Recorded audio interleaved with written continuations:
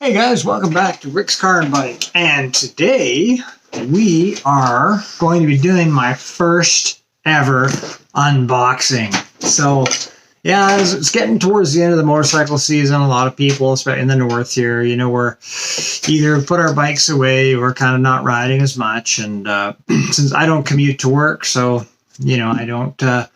it's not a lot of fun doing little day rides or short rides around here. I like to travel on my bike and go various places, and we'll have some videos coming up about that. But today, we're unboxing. Here in Canada, we got a company called Fornite, and they're not sponsoring me. I'm not getting paid for this.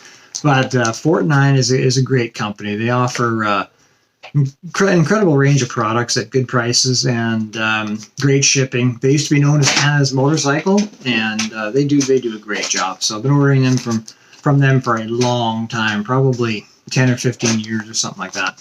So today, a couple things have showed up. As I said, it's the end of bike season for me, and usually by the end of bike season, stuff's worn out, you know.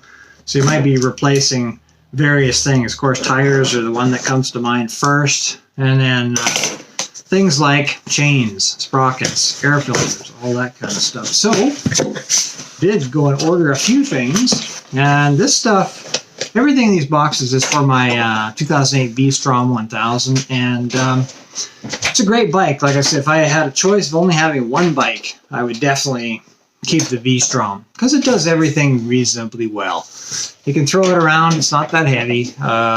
It's great for, because with the thinner tires, the narrower tires, is great for transitioning back and forth through twisty roads. You got a pretty good variety of tires available for the sizes that we put on this bike, and so that's great. Tires are reasonably priced.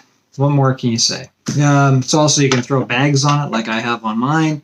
Go touring, go traveling, whatever you want to do. So I use it a lot for that. I just had a nice 10-day trip recently through Washington, Oregon, Idaho, Montana, BC, back to Oregon, back through Washington, back to Canada. So fantastic ride. Well, let's see what's in these boxes. So what's happened is I put a new chain on the bike last year. Now, kept the original sprockets, and everybody says, well, if you want your chain to last, you should replace the sprockets too. However, I've never done that in the past, but I've always just normally gotten two chains out of each set of sprockets. So I changed the original chain at about 34,000 kilometers and put on a new one last year, and it's shot. So the reason you know it's shot is because basically when you get a new chain, you normally have to tighten that thing, perhaps the first 500 kilometers, for the first 1,000 kilometers. You have to normally tighten it once. You tighten it properly, and then normally after it's pre-stretched, it's stretched a little bit, it will stay that way for most of the life of the chain. But towards the end of the life of the chain, of course, the thing starts to stretch quite quickly, because basically the rollers are getting worn out. And so what happens is that there's a lot of play in between each one, so the chain stretches. So this chain is shot, and it only lasted 10,000 kilometers. So yeah, not very good. So we'll see what I got this time. Let's get rid of some of this paper. There's more paper. This time I decided to go with a better quality chain. It's a little more expensive. It is a drum roll, please. Ba, ba, ba, ba. EK chain.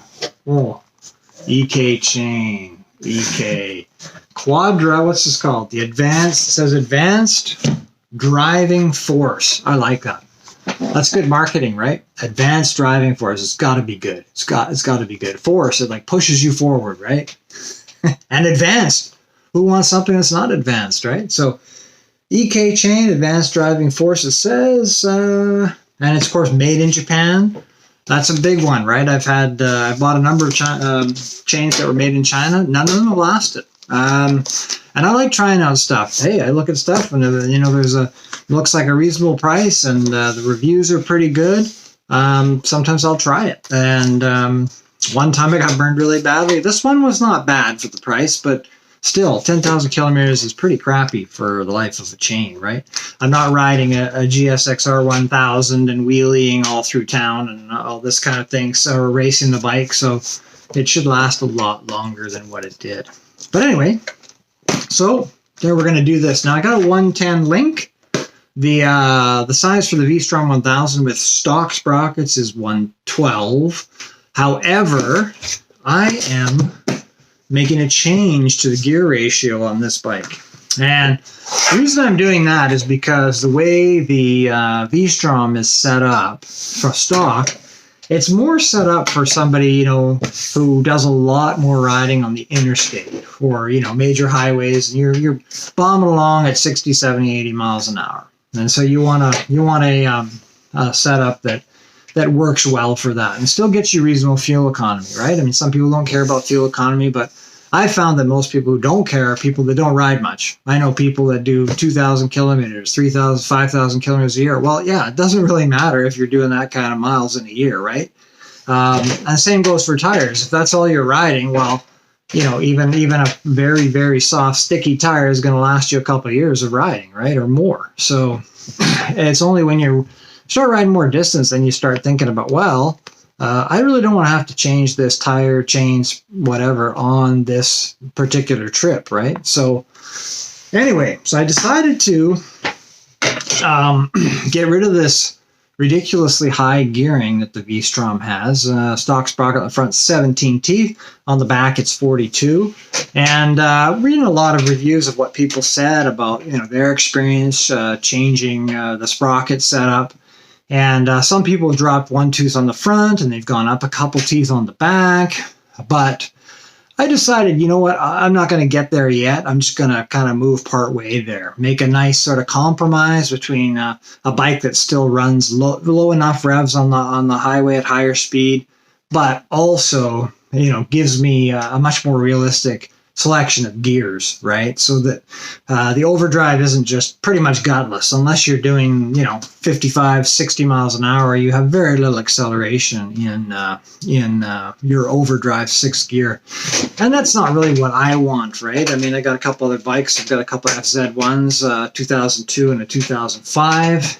One of them is modified with one tooth down on the front sprocket, the countershaft sprocket. So it goes pretty good. It goes pretty hard. The other one is set up stock because I use that one more for sport touring, right? And the other one's more of a kind of sport bike for shorter distances in general.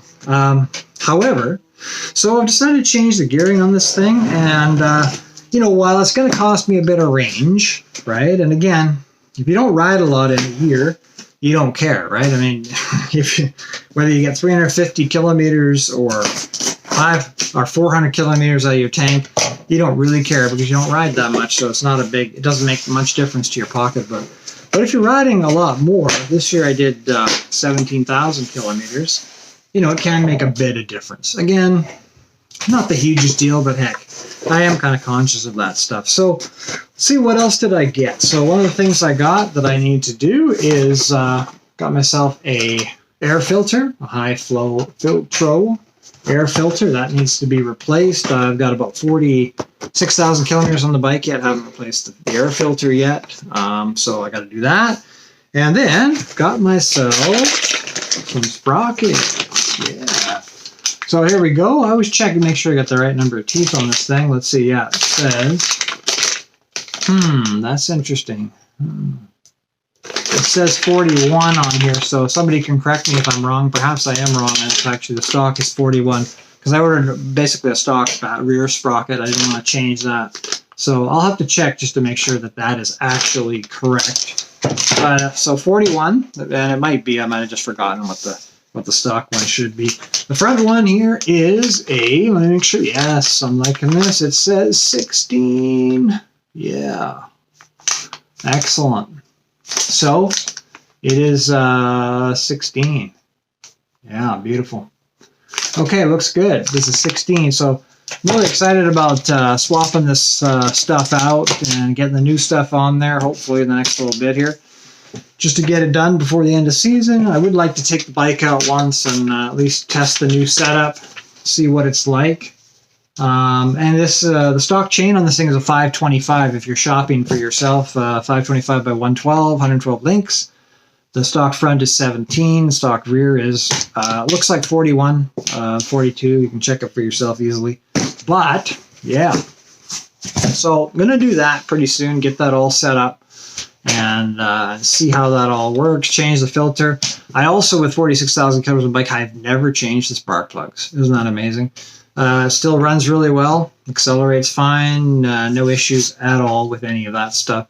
So, but I'll probably look at doing that. Maybe wait till the spring, because in the winter sometimes it just, they just sits there for a long time. And then with the old bikes, I always used to have to change my spark plugs pretty much every year. I was too lazy to clean them, so I just basically would pull them and swap out the plugs. And but we'll see with this one. I'll probably pull the plugs and just have a look, because it's all a good indication of kind of what's going on in your engine there. But given the fact that it's running perfectly, there's been no change in mileage, no change in the performance of the bike, likely means that spark plugs are absolutely fine. So I'll pull them, have a look, and see if I'll replace them. But I might also just buy a couple new ones and throw them in the tank bag, so that if I'm on a trip, if anything does happen, I can easily swap them out. It's always good to have at least one, right? And one extra one in case something does happen on a trip. Although rare, that is. Anyway, so yeah, there we go. Yeah, it's going to be exciting, and I'm looking forward to seeing what a difference, the performance difference this makes with this gearing swap. Again, that's one of the nice things about having bikes that run chain drive, right? Is you can easily alter the gearing. It's no big deal. Even if you had only one bike and you wanted to play around with it for different reasons, you could just get a different size front sprocket, a different size countershaft sprocket, and swap it out. 17 tooth, get a 15 tooth for riding around town and sporting and doing wheelies and having a good time with the thing, and have a 17 for your long trips when you care more about range and fuel mileage and stuff like that. You can easily do it. It takes literally it's a 15-20 minute job to swap out that sprocket, half an hour at the most. So keep that in mind. But otherwise, we're going to be coming at you soon. We'll probably make a video of this sprocket change when we get out there and getting the chain off there and all that good stuff. And we'll probably do one coming up pretty soon about tires. I've recently been cruising the used market for tires and picking up crazy deals, because sometimes people will, they just buy a bike and they just don't like the tires on it. They might be brand new. As a matter of fact, I picked up a Metzler Tourance that retails for like $300 up here or more, and thing had 500 kilometers on it. I picked it up for $50 because the guy bought a Triumph Scrambler or something. He just didn't like it. Just didn't like that tire, so he got rid of them and bought himself some more aggressive tires. So sometimes you can do that, right? I mean, heck, it's not a bad thing in this economy where prices have gone nuts, right? I mean, even tires that you used to buy for $80, $100, $110 now, or $160, $180. It's just insane, right? So anyway, enjoy. Hope you guys are doing well, and we will catch you in the next one. Thanks for watching.